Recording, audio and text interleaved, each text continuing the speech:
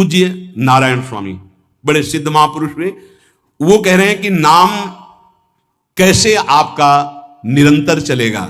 इसके लिए जिस वाणी से नाम जप कर रहे हो यदि झूठ बोलोगे, अरे आश्चर्य होता है, झूठ बोल करके तुम सोच रहे हो हम संभाल लेंगे। नहीं नहीं, झूठ तुम्हारा नाश कर रहा है, तुम्हें पता नहीं। जिस जिह्वा से नाम जप कर रहे हो, अगर नाम का विशेष फल प्राप्त करना है, जल्दी फल प्राप्त करना है, आपको दुखों से बचना है, पाप भस्म करना है, तो झूठ बोलना बंद कर दीजिए। क्या बिगड़ जाएगा आपका? सच्ची बोलने में क्या बिगड़ जाएगा? सच्ची बोलना शुरू करोगे, हिम्मत नहीं रह जाएगी पाप करने की। ये जो पाप करने की तुम्हारी हिम्मत पड़ रही, झूठ बोलने के कारण पड़ रही। नहीं, असत्य संपातक पुंजा, सबसे बड़ा पाप झूठ बोलना। उससे क्या होता है? हर चीज हम छुपाना चाहते हैं। किससे? उस सर्वज्ञ परमात्मा से, गुरुदेव से। नहीं, झूठ नहीं। नाम इसीलिए नहीं चल पा रहा, थोड़ी दिन नाम चलाएंगे छूट जाएगा, क्योंकि आप झूठ बोलते हैं, पापाचरण करते हैं। अगर नाम को चलाना है तो नारायण स्वामी जी कह रहे हैं, पहली बात मौन का आश्रय लीजिए, कम बोलिए, अधिकतर चुप रहना सीखिए, तभी नाम चला पाएंगे। जो कार्य कर रहे हैं आप उस पर ध्यान दें, उस कार्य को एकाग्रता पूर्वक करें, वाणी को मौन रखें, उस वाणी से धीरे धीरे नाम उच्चारण करें। कम से कम 24 घंटे में 4 घंटे मौन का तो सबको अभ्यास कर लेना चाहिए। 24 घंटे में 4 घंटे मौन का। तो ऐसे ऐसे बुद्धिमान हो कहेंगे हम 6 घंटे मौन रहते हैं। कब? बोले जब सोते हैं तब। आप 4 घंटे करो, हम 6 घंटे मौन रहते हैं। 24 घंटे में हम 6 घंटे मौन रहते हैं। बहुत बुद्धिमान है। बोले आप 4 घंटे कहते हो, हम 6 घंटे मौन रहते हैं। तो कब आप मौन रहते हैं? बोले जब सोते हैं तो 6 घंटे सोते हैं, मौन ही रहते हैं उस समय। मौन जागृत की कह रहा हूं, 4 घंटे का। नारायण स्वामी के बहुत बड़े महापुरुष हुए, तुम 4 घंटे मौन का अभ्यास करो। ऐसा निकालो 2 घंटे, 2 घंटे करके 24 घंटे में 4 घंटे मौन। उस समय हम किसी से बात नहीं करेंगे, नाम जप करेंगे। कार्य करो, कार्य करने के लिए मना नहीं कर रहे हैं। कम बोलो। आजकल लोग अपनी जीवनी शक्ति को बोलने के द्वारा बहुत नष्ट कर रहे हैं, व्यर्थ की बातें करते रहते हैं। 4 आदमी चल रहे हो, आप पीछे चलिएगा, सुनते, बेमतलब की बातें। नाम जब नहीं होगा वो डिलीट नहीं होंगी, वैसे ही बनी रहेंगी, अगले जन्म के लिए तैयार हो रहा है। इसलिए नाम यदि सिद्ध करना है, नाम का फल लेना है, नाम का आनंद लेना है, तो वृथा भाषण बंद करो, बेकार की बात बंद करो। जितना कम बोलने से काम चल जाए उतना। सामने वाले को बोलने दीजिए, आप बीच में नाम चल रहा है जी, नाम चल रहा है। जब कोई आवश्यक बात हुई, पवित्र शब्द बोल दिया, नहीं चुपचाप सुनो। उसको लग रहा है कि आप संभाषण करो, मान लो रिश्तेदार है, नातेदार है, मित्र, अब आप व्यवहार में हैं, आप सीधे ये तो नहीं कह सकते हमसे बात मत करो। नहीं, हाँ बात कीजिए, लेकिन आप कम बोलिए, उसको बोलने दीजिए, आप नाम जप कीजिए, जरूरत भर बात कीजिए। बात में भगवान की चर्चा हो तो कोई बात नहीं, अगर प्रपंच की चर्चा है तो बचने की कोशिश कीजिए। अपने संबंधियों, अपने दोस्तों, अपने व्यवहारियों से व्यवहार, दोस्ती, संबंध शिथिल कीजिए, तभी नाम में प्रीति होगी। अगर ये अब हमारे दोस्त आ गए हैं तो फिर वो दोस्त छूट जाएगा नाम, अब बातें शुरू हो गई प्रपंच की। धन्य है ऐसी बुद्धि जो प्रियजनों से भी संभाषण केवल भगवत वाक्यों का, अन्यथा नहीं। इसीलिए इस मार्ग को वर्ण करना बहुत कठिन है। एक ऐसा तुम्हारा निवास स्थान होना चाहिए अलग, जिसमें अपने रिश्तेदार, नातेदार, व्यवहारियों का प्रवेश ना हो। आपकी शैया अलग होनी चाहिए। अगर नाम जापक नाम सिद्ध करना चाहता है, नाम का फल लेना चाहता है, नाम निरंतर चलाना चाहता है, तो जिस आसन पर आप बैठते हैं उसी में प्रपंची, विषयी, संसारिक वृत्ति वाले बैठेंगे तो भजन की वृत्ति नहीं बन पाएगी। एक ऐसा, वैसे होते हैं घरों में बैठने वालों का अलग, लेकिन साधन कक्ष अलग होना चाहिए अपना। किसी का यदि प्रवेश ना हो तो आप देखेंगे कि आपके साधन के परमाणु आपको वहां बैठते ही तत्काल विक्षेप रहित करके भजन में लगा देंगे।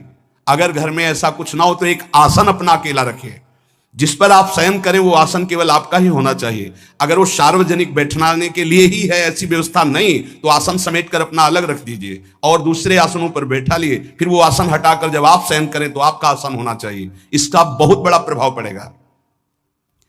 कोई भी ऐसा दृश्य या पुस्तक ना पढ़ें जो वासनात्मक हो और प्रभु के नाम से आपको विमुख कर दे। अखबार आदि, समाचार आदि, ये हमारे चिंतन को नष्ट करते हैं। अगर नाम जब करना है, निरंतर नाम स्मृति बैठालनी है, एक घटना कई मिनट तक विक्षेप देती है। ऐसा हुआ? कैसे लोग हैं। अब उसमें तो समाचार ही हो रहे हैं, सैकड़ों बातें हो रही, पेपर है तो सैकड़ों बातें लिखी हैं, क्या क्या, अब वो सब दिमाग में भर गई।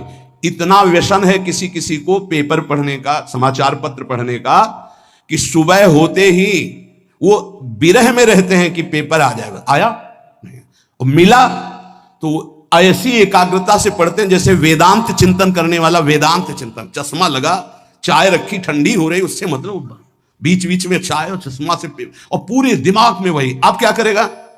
जो पढ़ा है उसका चिंतन बनेगा, वही बोला जाएगा। अब जहां चार मिले तो तुम्हें पता है, उत्तर प्रदेश में ये हुआ, मध्य प्रदेश में ये हुआ, चर्चा दिमाग। नाम जापक पूज्य श्री नारायण स्वामी कह रहे, अखबार पढ़ना, दुनिया भर के प्रपंच की जिसमें बातें हैं, ऐसे समाचार, ऐसे टेलीविजन देखना, ये तुम्हारे हृदय में नाम नहीं चलने देंगे, तुम्हारी स्फुरणा को गंदी कर देंगे, बेकार का वक्त खराब होगा।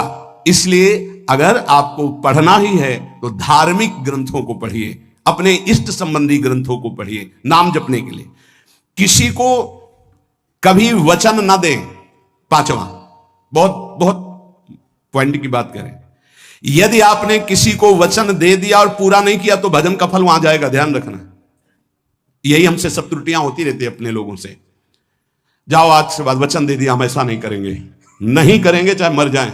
और अपने लोग ऐसे फिसड्डी हैं कि शाम के वचन देते हैं और सुबह फिसल जाते हैं, 2-4 दिन बोलते बहुत चला, फिर फिसल जाते हैं। बोले कसम से आज से ऐसा नहीं करेंगे। तो आप इसको खिलवाड़ न समझें, आपके सुकृत नष्ट हो रहे हैं, वासना आपके सुकृतों को नष्ट कर रही। दूसरा, जैसे आपने किसी से कहा कि मैं शाम के 5 बजे आ जाऊंगा, तो 5 बजने में 5 मिनट कम होने पर आपको पहुंच जाना चाहिए, 5 मिनट ओवर होने पर नहीं, उसके पहले ही आपको। यह संतों के जीवन में देखा गया है। समय का बहुत बड़ा जीवन में अस्तित्व है। अगर आप किसी को समय दें, फिर उसमें प्रमाद स्थिति नहीं होनी चाहिए। 5 मिनट पहले पहुंचिए। समय दिया है किसी को तो 5 मिनट पहले, उसको इंतजार ना करना पड़े। रात को सोते समय नाम जापक उपासक विचार करें, मेरा नाम किन किन कार्यों में छूटा, मेरे से कौन कौन सा पाप हुआ, मैंने कौन सी आज गलती की जो नहीं करना चाहिए, और उसे डायरी में नोट करें। नारायण स्वामी कह रहे हैं दूसरे दिन सावधानी पूर्वक वो गलतियां ना होने पाए जो हमने आज की। जब उपासक सत्य बोलना स्वीकार करता है तो उसके हृदय में डर जागृत हो जाता है। ध्यान रखना, डर ये माया के द्वारा प्रेरित है। अगर व्यापार में सत्य बोलेंगे तो पैसा अधिक नहीं आएगा, अगर हम सत्य बोल दिए तो डांट लगेगी, अगर हम सत्य बोल दिए तो सब लोग जान जाएंगे मैं ऐसा गंदा हूं। सच्ची मानिए, सत्य बोलने का नियम ले लीजिए, आप निष्पाप हो जाएंगे, आप महात्मा बन जाएंगे अंदर से, कोई भी पापाचरण आपके जीवन में नहीं रह जाएगा। भगवान का नाम सत्य है, उस नाम को चलाने के लिए झूठ बोलने वाला नाम को कैसे चला सकता है? सत्य बोलने से यदि तुम्हारा नुकसान हो रहा है तो तुम सह जाइएगा। नारायण स्वामी कह रहे हैं उससे बड़ा लाभ आपको श्री भगवान प्रदान करेंगे। आप सत्य बोलिए। आजकल भगवान पर विश्वास नहीं, इसलिए झूठ पर विश्वास है। कलयुग की ऐसी प्रेरणा है कि सब झूठ बोलने लगे हैं, कोई डरता ही नहीं झूठ बोलने में। पूरा का पूरा, जैसे नहीं कहते कुछ तो सत्य होगा, ऐसे ऐसे महानुभाव हैं कि 100% झूठ बोल जाते हैं, 100%। धन्य है मोबाइल जो झूठ बुलाने में बहुत प्रवीण है, बहुत प्रवीण है। अरे भाई हम नहीं मिल सकते, आज हमारा मन नहीं है, खत्म खेल हो गया, सत्य बात है, नहीं मिल सकते आपसे, मत उठाओ फोन। अगर तुम्हें झूठे ही बोलना है तो फोन क्यों उठाओ? नहीं बोलेंगे, नहीं उठाएंगे तो समझ जाएगा कि उनकी रुचि नहीं। ये झूठ क्यों बोलना, सत्य बोलो। झूठ से यदि आप बच गए तो आपके जिह्वा पे नाम निरंतर चलने लगेगा। ये झूठ ही नाम नहीं चलने दे रहा। असत्य आचरण, छुपाने की वृत्ति, असत्य भाषण, ये नाम में प्रीति नहीं। किसी को भी फुसलाने के लिए झूठ मत बोलिए। सत्य बोलने का अभ्यास कर लिए तो पापी जीव भी महात्मा बन जाए। सत्य आवश्यक है। एक बड़े कागज पर ऐसी जगह लिख के रख लो जहां तुम उठते बैठते देखते हो कि मुझे सत्य बोलने का नियम लेना है, झूठ नहीं बोलना है। सत्य साधन कर लो, फिर देखो नाम कैसे चलता है। तपस्या, बड़े बड़े पुण्य, बड़े बड़े तीर्थ स्नान उतना पवित्र नहीं करेंगे जितना सत्य बोलने से होगा। पर बहुत कठिन है इस समय सत्य बोलना। मतलब बात बात पे असत्य का ही वर्ताव हो रहा है, असत्य का। अच्छा, ये कोई संसारी आदमी में नहीं, कुछ ऐसे होंगे जो सत्य की वार्ता करते नहीं। प्रायः क्या जाता है, झूठ बोलने में बोल दिया और सामने वाला राजी हो गया, हम निकल गए। लेकिन सत्य ना होने के कारण आप में सत्य आचरण, सत्य स्वरूप भगवान का नाम, भगवान को कहा गया सत्य नारायण, वो नाम नहीं चलेगा। भजन करने का पहला साधन है सत्य बोलना, जबान से सत्य बोला जाए। और भजन की संख्या प्रारंभ में जरूर लेनी चाहिए। यदि 10 माला का नियम लिया, 20 माला का नियम लिया, तो उसे निर्वाह करो। जैसे यहां शरणागति मंत्र मिलता है तो 11 माला प्रारंभ में दी जाती है कि आपको करना ही है, ज्यादा हो जाए वो ठीक, 11 से कम वो कभी जीवन में नहीं। अपने जीवन में गुरु आज्ञा 11 माला तो करनी है, हर समय करना है। पर ये मन थोड़े दिन तो नियम में चलेगा, इसके बाद छोड़ देगा। दीक्षा तब लेनी चाहिए जब गुरु आज्ञा पे चलने की हिम्मत हो, नहीं तो ऐसे ही नाम जपो करो। और जब नियम मिल गया 11 माला, तो चाहे प्राण निकल जाए, हमको 11 माला पूरे करने, प्राण निकलने तक गुरु आज्ञा का पालन करना है। यदि आप नाम जब अधिक मात्रा में नहीं करेंगे तो जो आपको नाम मिला है उसका फल आपको अनुभव में नहीं आएगा। क्यों? क्योंकि नाम का हिस्सेदारी होती है, भजन की हिस्सेदारी होती है। जैसे किसी ने प्रणाम किया, वो भजन लिया। गृहस्थी को इसीलिए मना किया कि रास्ते में परिक्रमा मार्ग में हलवा पूड़ी ये सब बट रहा है, हाथ मत फैलाओ। वो दान कर रहा है, सुकृत कर रहा है, और कोई दूसरे ले विरक्त आदि। आप अपने भूख मिटाने के लिए 4 रुपया के चना लेके भले पालो, लेकिन दूसरे के द्वारा दिया हुआ हलवा मत पाओ।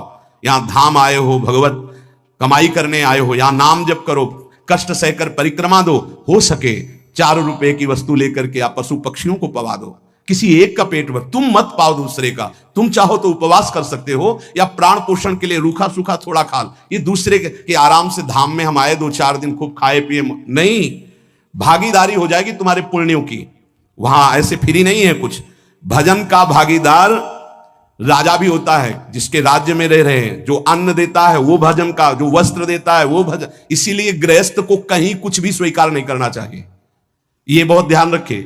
अगर आप कहीं तीर्थ साधु आश्रम कहीं जाते हैं, कोशिश कीजिए कि किसी से सेवा ना ले, और अगर सेवा ले तो उसके अनुसार फिर अर्थ दे दे। अगर आपने वहां भोजन पाया, पान पाया, तो उसके अनुसार सोच ले कि अगर हम इतना खरीदते तो कितने का मिलता, वो दे दिया तो आपका भजन बच गया। कभी आपको कोई प्रणाम नमस्कार करे, तत्काल बराबर प्रणाम करो। किसी को अपना भजन का हिस्सेदारी नहीं, सबका मंगल हो। ये भजन जितना बढ़ेगा तो आपको भगवदाकार कर देगा। दिन रात 24 घंटे में 21,600 श्वास चलती है। 21,600 श्वास में 6 घंटा तो सोने के चले जाते हैं, उसमें तो चेतना नहीं रहती। अब हमको अगर 21,600 नाम हमको जपने को मिल जाए तो हमारी हर श्वास सार्थक हो जाए। जो हम 5-6 घंटा सोते हैं उसमें जिनका अभ्यास है तो बात अलग है, नहीं तो वो व्यर्थ जाती है। तो हमें एक श्वास में कई नाम जपने का अभ्यास करना चाहिए, जिससे 200 माला फेरने पर ये 21,600 श्वासों की गणना पूरी होती है। अगर हम 200 माला का नियम लें तो इतना हो सकता है। तो हमें लगता है अगर हर समय माला नहीं ले सकते तो श्वास वाली माला बहुत अच्छी रहती है। श्वास में 4 बार खींचो, 4 बार नाम लेते हुए छोड़ो। दूसरा साधन, एक छोटी माला ले लें, जो आजकल तो काउंटर चला है।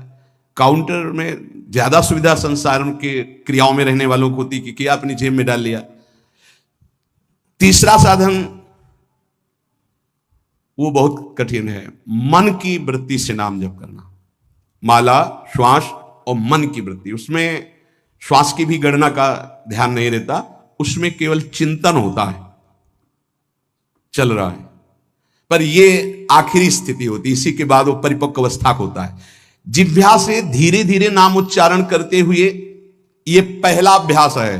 प्रारंभिक को एकदम मानसिक में नहीं पहुंचने की चेष्टा करनी चाहिए, 2-4 नाम के बाद मन प्रपंच में फंसा देगा। दूसरा अभ्यास कंठ में, जैसे हम जिह्वा से राधा वल्लभ सिंह, राधा वल्लभ सिंह, राधा वल्लभ सिंह, इसे वाचिक जप कहते हैं। मंत्र नहीं होगा, ऐसे नाम होगा।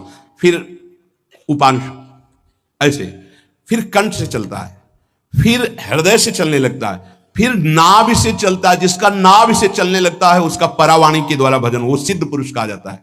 4 वाणी, परा, पश्चंती, मध्यमा, वैखरी। वैखरी जो बोल रहे हैं, जो कंठ से, फिर हृदय से पश्चंती, परा नाभि से, मूलाधार केंद्र से लेकर के संपूर्ण ब्रह्मांड में इसमें नाम गूंज रहा है, वो सिद्ध पुरुष का होता है।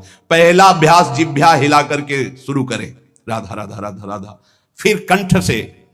कभी हमारे सदगुरुदेव भगवान को देखना, अगर कोई आ गया और बातचीत का हुआ तो यहां से तत्काल चलता दिखाई देता है ना, कंठ ऐसे ऐसे हिलने लगता है कंठ। अगर शांत बैठे तो फिर नहीं दिखाई दे, अगर कोई है आसपास तो इतनी तीव्रता लगन होती कि कहीं छूट ना जाए नाम।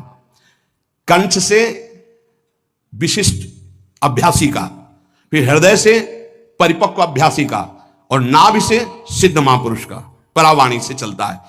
अगर 1 वर्ष तक जिह्वा से अभ्यास किया जाए, ये मैंने किया है, नारायण स्वामी कहते हैं, तो दूसरे वर्ष में कंठ से प्रारंभ हो जाता है। 2 वर्ष कंठ से चले तो अगला हृदय से प्रारंभ हो जाता है, और हृदय से 3 वर्ष चले तो फिर नाभि से 7 वर्ष में नाम सिद्ध हो जाएगा। अगर नियम पूर्वक झूठ ना बोले, सत्य आचरण करे, ऐसे नाम जप करे। हम ये कहते हैं कि चलो थोड़ा धीमे ही सही, पर 12 वर्ष में तो आपको सिद्ध हो जाना चाहिए। 12 वर्ष, यहां बोले 30 वर्ष के 50 वर्ष हो गए साधन करते हो, ज्यों कहते हो कोई परिवर्तन नहीं, इसका मतलब अंदर से नाम नहीं चलाया जा रहा, नाम में रुचि नहीं। 12 वर्ष में तो भगवत साक्षात्कार करके जागृत स्वप्न सुषुप्ति अवस्था पर विजय प्राप्त कर लेता है साधक। ऐसा ही स्वामी जी ने किया, नारायण नारायण नारायण नारायण नारायण, ऐसी सिद्धावस्था हो गई थी। एक टाट की लंगोटी, एक रस्सी कमर में, बस। बड़े ही उच्च कोट, और बहुत बड़े अरब खरबपति घर के बालक थे। सारी सिद्धियां उसके पैरों में लौटने लगती हैं, जिसका नाभि से भजन प्रारंभ हो जाता है, परावाणी से। अजपा जाप उसे ही कहते हैं जो नाभि से होता है। अजपा जाप करने वाले उपासक में जो अजपा जाप करने की चाह रखते हैं, पहला भोजन पर ध्यान दे, सात्विक भोजन, पवित्र भोजन। भाई नाम का स्वाद नहीं मिला तो कुछ लोग जो है बहुत प्रसन्न होते हैं जब संसारिक पदार्थ आता है। बड़ी कृपा श्री ठाकुर जी की रही है कि इस विषय पर जो है बहुत परिपक्व किया है। रोटी नहीं मिली, ये रबड़ी रसगुल्ला की तो बात जाने दो।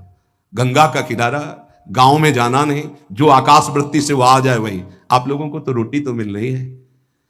पहला नाम सिद्ध करने के लिए भोजन सात्विक और थोड़ा, अगर एक समय पाके निर्वाह कर लो तो अच्छा, नहीं तो 2 समय, 3 समय पाने का तो अधिकार ही नहीं साधक को।